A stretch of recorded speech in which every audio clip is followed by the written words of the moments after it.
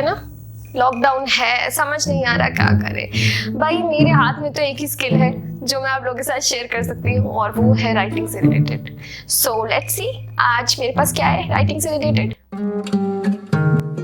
Video शुरू करते हैं, पर उससे पहले मेरी वीडियो को लाइक जरूर कर देना और अगर अभी तक मेरा चैनल सब्सक्राइब नहीं किया है तो प्लीज सब्सक्राइब माय चैनल। चलो अब वीडियो शुरू करते हैं।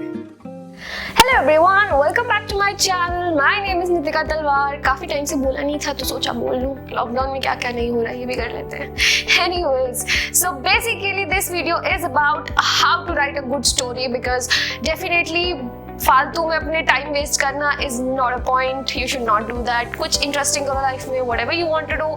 जिसको नहीं पता क्या करना है, जो मैं बोल रही हूँ वैसा कर लो। So if you are a writer or you have to write a story or you don't know how to write a story or you have nothing to do and you want to write a story, then you have landed at the right place. So basically मैं आपको बताने वाली हूँ कि story कैसे लिखते हैं और इससे सिर्फ ये नहीं होगा कि आपको स्टोरी लिखनी आएगी, बट आपकी स्टोरी टेलिंग भी इम्प्रूव होगी कि कैसे लोगों को अपनी चीजों से या अपनी जो दिमाग के थॉट्स होते हैं, जो स्टोरी होती है आपके माइंड में, आप उनको कैसे अच्छे से लिख सकते हैं और इनफैक्ट आप कैसे उनको अच्छे से बोल सकते हैं उस चीज को, जिससे आपकी एक प्रॉपर स्टोरी आ जाए। अब this implies to both. Stories can be of two types. It can be very short story of 2 to 3 lines जो हम लोग Instagram पे देखते हैं स्क्रॉल करते समय, और कई बार it is a whole book, it is a novel, right? So stories can be of both the ways. So this video is very basic for both of them. अगर आपको किसी एक के बारे में ज़्यादा specifically जानना है तो you can definitely comment down and I'll tell you. But अभी हम बेसिक उस पर चलते हैं कि बेसिक स्टोरी को बनाने के लिए क्या प्रोसेस है। कुछ ज़्यादा रॉकेट साइंस नहीं है, बट समझ लेते हैं। First thing which is very important is that you have to understand your character and the situation. Okay, क्योंकि इसी हिसाब पे सबसे मेन चीज होती है आपका कैरेक्टर, क्योंकि at the end the story is going to revolve around your character. The character can be he, the character can be she, the character can have a name, character can be anyone, anything, but you have to understand your character. There is a separate thing, a whole separate एक उस पे पूरा fundamental है कि how to understand the character. Those who are trying to write a novel or trying to write a book, उनको इस चीज के बारे में बहुत ज्यादा जरूरत है समझने की। अगर आप शॉर्ट स्टोरी लिख रहे हैं तो वहां पे कैरेक्टर को इतना डेवलप करने की जरूरत नहीं है, बट अगर आप नॉवल लिख रहे हैं, स्टोरी लिख रहे हैं बहुत बड़ी, तो आपको उस स्टोरी, उस कैरेक्टर की डेवलपमेंट की बहुत ज्यादा जरूरत है। You have to understand, you have to live in that character. But if you're writing a short story, whereas you don't need to live in that character, but you have to know who's the character of the story. You have to understand. Story दो चीजों के basis पे चलती है, character या फिर situation. And वही आपने names में भी देखा होगा books की, या तो book का name कोई situation होगी, A Girl Fell in Love, या फिर वो girl का नाम ही होगा, the character नितिका तलवार, तो वो ही पूरी बुक होगी, राइट? ज्यादातर maximum 99% cases this is the thing, either the situation or the character, right? Okay, number 2, increase your imagination. Don't just stick to once upon a time and end it with happily ever after. No, think out of the box.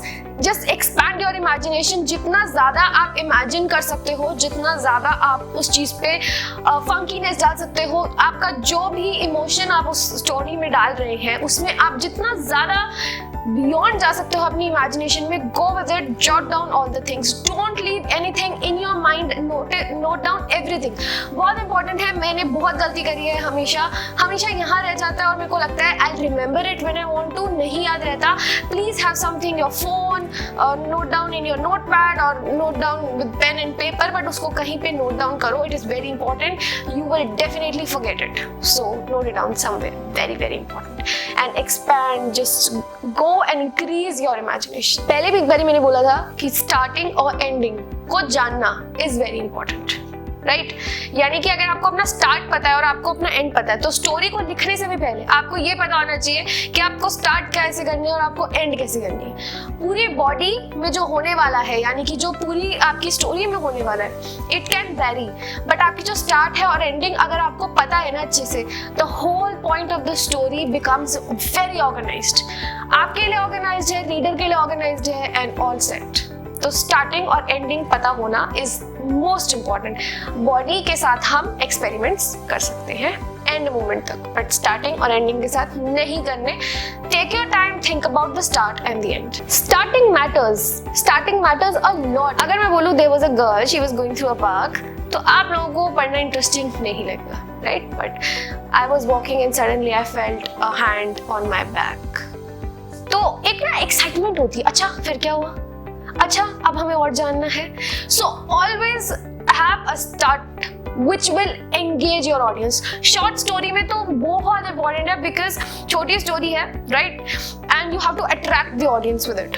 सो आपको अपनी starting में कुछ ऐसा डालना है, you don't have to start it with something very minimalistic or something which is very common, because nobody will read it. Why would we be interested to read something very common? हम तो रोज पढ़ते हैं ना, तो हम क्यों पढ़े? Understand it from the readers point of view, right? तो स्टार्टिंग बहुत ज्यादा मैटर करती है when it is something out of the box, even if it is not related to your story, even if my story is not related to any crime scene and not even fictional or probably something related to mystery, but अगर मैं उसमें ये line डाल रही हूँ there was a dead body in front of me, तो वो एकदम से ना एक अलग सा वो डालता है, an interest in readers mind, in readers point of view कि यार ये story interesting होगी। Finish the draft at once. Story लिखी एक ही बारी में लिखनी है, आज लिखी कल लिखी draft. I am not saying the complete product, draft एक ही बारी में लिखनी है। सुबह बैठे हो रात तक चाहे लग जाए, पर एक ही बारी में, क्योंकि आज का जो थॉट होगा ना वो कल आए ना आए, कल उस चीज में क्लैश हो ना हो, वो चीज ब्रिज खराब हो जाता है। Write it at once, editing बाद में हो जाएगी, एडिशन बाद में हो जाएगी, सब्ट्रैक्शन बाद में हो जाएगी, but write it at once to maintain the continuity. अगर वो कंटिन्यूटी मेंटेन नहीं हुई ना तो फायदा नहीं है, फिर हम लोग भी नहीं उस चीज को पढ़ पाएंगे उस कंटिन्यूटी में, and everything goes in vain. So maintain the continuity, to maintain the flow of the story, write it at once. Draft लिखना है एक ही बारी में ड्राफ्ट लिखो, finish the draft at once. Edit and review very important, छोड़ नहीं देना। भाई बहुत कॉन्फिडेंस है, लिख दिया एक बारी में, हमने तो नहीं, चाहे 2 बारी पढ़ना पड़े, 3 बारी पढ़ना पड़े, 4 बारी पढ़ना पड़े। Edit and review your story, very important, because मैं बहुत ज़्यादा फैन फिक्शंस भी पढ़ चुकी हूँ, नॉवेल्स भी पढ़ चुकी हूँ, सब पढ़ चुकी हूँ, और अगर कहीं पे भी कोई स्पेलिंग मिस्टेक आ जाए, ग्रामेटिकल मिस्टेक आ जाए, कोई भी एक ऐसी मिस्टेक आ जाए जो is very mistake which is considered very foolish in literature और इन इंग्लिश, तो वो बहुत ही ज़्यादा ना एक ब्रेक ऑफ लगता है उस इंसान के लिए जिसको वो चीज़ पता होगी, और इनफैक्ट सबको ये गलतियाँ बहुत जल्दी पता चल जाती है। तो प्लीज़ ऐसी नहीं गलतियाँ करनी है। Edit and review it at least when you are completely satisfied। एक बार खुद की तरफ से पढ़ो, एक बार रीडर के पॉइंट ऑफ व्यू से पढ़ लो, and when you are completely satisfied only then make it public। very very important। Title miss नहीं करना है, title is also one of the very important parts, क्योंकि वही चीज पढ़ के ही तो लोग आपके पास आएंगे ना। तो कहते हैं जो डोंट जज a book by its cover, at the end you definitely have to know what is there in it after reading the title. तो टाइटल तो ऑब्वियसली बहुत इंपॉर्टेंट रोल प्ले करता है।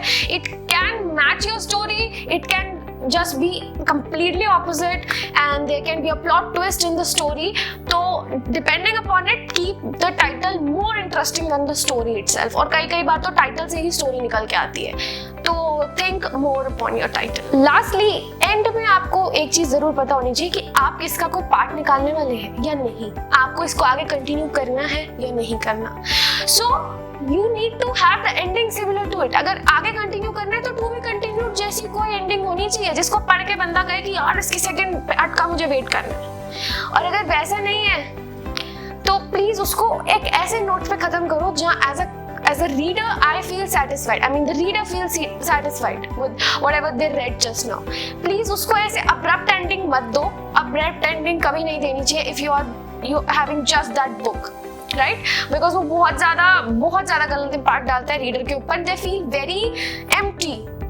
For a ardent reader, for a person who reads a lot, और अगर आप बहुत ज्यादा मूवी देखते हो आपको कैसा लगेगा कि कोई मूवी अधूरी छूट गई, नहीं अच्छा लगेगा ना, तो किसी भी रीडर को ऐसा अच्छा नहीं लगता है। So if you are not planning to make it to be continued types, तब अगर वैसा रखना है तो प्लीज हमारे को सस्पेंस में ही छोड़ो, और अगर वैसे नहीं रखना है तो please have an ending. I am not saying कि उसको ऑप्टिमिस्टिक रखो, पॉजिटिव एंडिंग रखो, हैप्पी वाली रखो, सैड रखो, जैसी रखनी है, अब्रप्ट मत रखो। The person should be clear by the end of the book कि पूरी स्टोरी में, पूरे उसमें हुआ क्या है।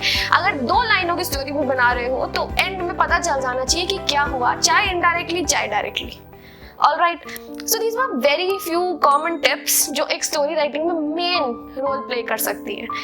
Thank you so much, and if there is anything else you want to know, please comment it down. Thank you so much for watching the video. And अगर video पसंद आए तो शेयर जरूर करें.